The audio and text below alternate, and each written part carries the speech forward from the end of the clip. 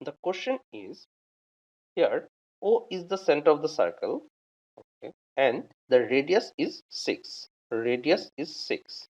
That means quantity A, minor arc BC, divided by minor arc AB, okay. And in quantity B, sector area of OBC, divided by area of triangle OAB. Okay.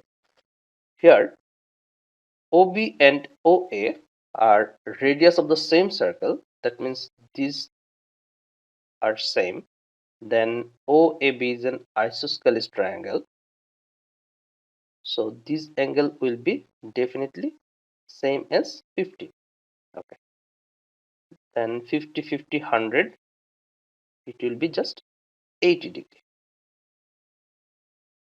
And in quantity A, they said minor arc BC divided by minor arc AB.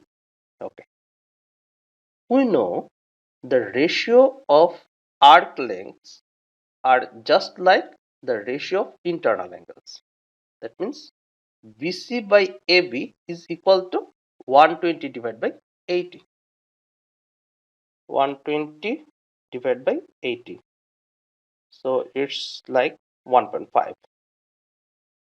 Okay. And the sector area of OBC divided by area of triangle OAB triangle. But we know the ratio of sector area are also like as the ratio of internal angles. We can say this total sector area divided by this total sector area will be 120 divided by 80 degree, that is 1.5. But the question asked for to divide with a less area of triangle, because triangle's area is less than this total sector. Then if we divide with a less value, then our result will be definitely greater.